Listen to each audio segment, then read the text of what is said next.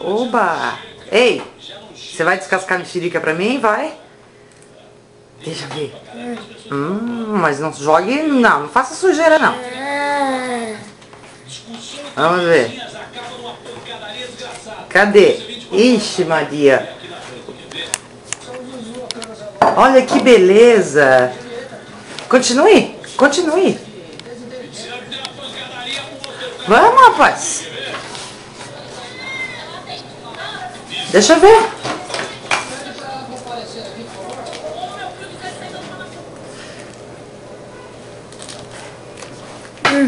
Ah, você tá jogando aqui no potinho. Isso, joga aqui. Joga aqui as cascas. Muito bem. E... Ah, sim, senhor.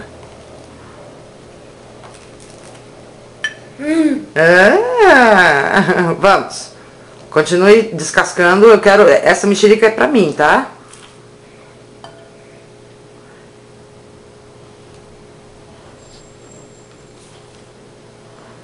Que beleza.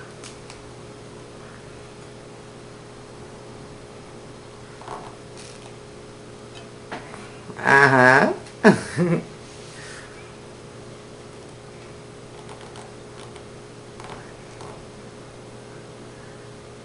Tá dura essa casca? Ah. Vira ela.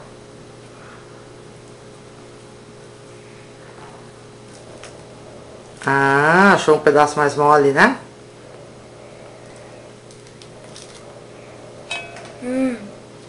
Tira tudo. Tem que tirar tudo.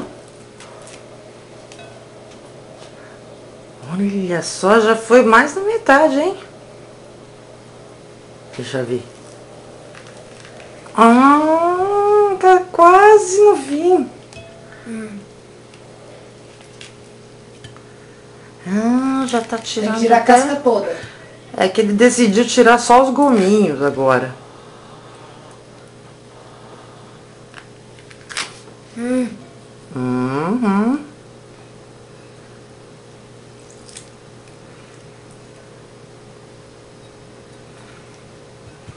Agora experimenta se tem uma boa.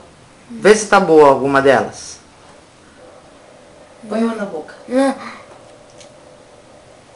Ah, Tá boa? tá boa? Você vai dar essa daí pra mamãe? Vai dar essa daí pra mamãe? Nem responde.